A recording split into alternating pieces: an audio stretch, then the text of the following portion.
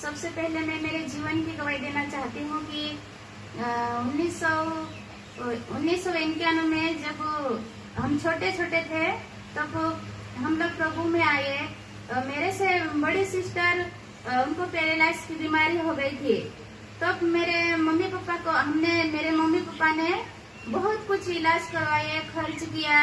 फिर प्रभु को नहीं जानते वो लोग जो जादू मंत्र करवाते हैं उनके यहाँ लेके गए।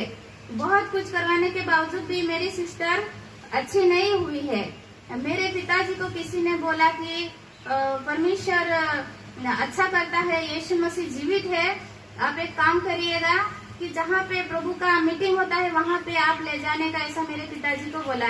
लेकिन मेरे पिताजी विश्वास नहीं करते थे कि उन्होंने बोला कि हम तो सब कुछ करवा रहे हैं, उसके बावजूद भी अच्छा नहीं हो रहा तो कौन प्रभु है जो अच्छा कर सकता है, ऐसा मेरा पिताजी ने मना कर दिया। मेरी मम्मी ने बोला नहीं, वो जीवित है, बोले तो वो सच में अच्छा कर सकता है, ऐसा मेरी मम्मी ने बोला। फिर मेरी मम्मी पापा जो 3 दिन का कन्वेंशन था किसी जगह में, तो वहाँ पे मेरी सिस्टर को लेके गए।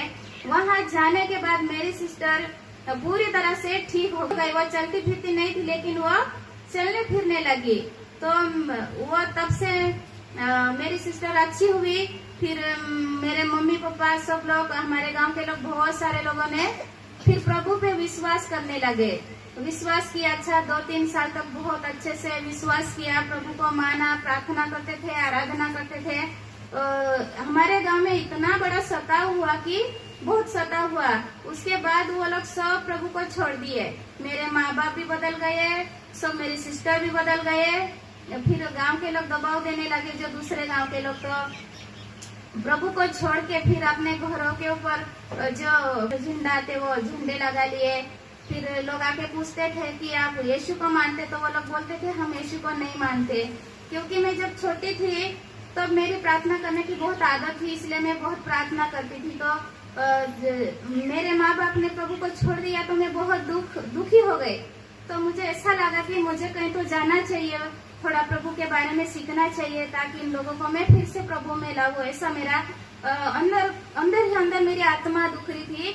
फिर हमारे गांव में एक भैया आया, वो बोला कि सिस्टर सब लोग प्रभु को छोड़ दिया, क्योंकि वो रिश्तेदार था, वो विश्वासी था। उन्होंने बोला कि आप किसी जगह में थोड़ा सीख लो, सीखने के लिए जाओ, फिर प्रभु का काम करना। ऐसा तो हाँ, मुझे 2001 में ब्रदर ने गुजरात बाइबल स्कूल पहुंचा दिए थे, तो मैंने वहाँ गई, सीखी। वापस आके मैंने फिर प्रभु का काम शुरू करना चाहे तो मेरे पिताजी ने सब मना कर दिए कि नहीं, यहाँ नहीं करना ऐसा। तो मैं ऐसा जबरदस्त कर रही थी, मैं लोगों को बता रही थी, प्रार्थना कर रही थी, तो वो लोग नहीं मान रहे थे। फिर मेरा शादी का रिश्ता आया। शादी का जब रिश्ता आया तो मैंने मना कर दिया कि मैं अविश्वासी लोगों में मैं शादी नहीं करूंगी।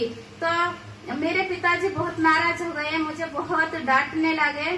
फिर मुझे बोला कि यदि आप हमारी बातें नहीं मानेंगे तो आपको यहाँ रहना और जीना मुश्किल हो जाएगा, हम आपको छोड़ देंगे, घर से निकाल देंगे। ऐसा करके मेरे ऊपर बहुत बड़ा दबाव आ गया।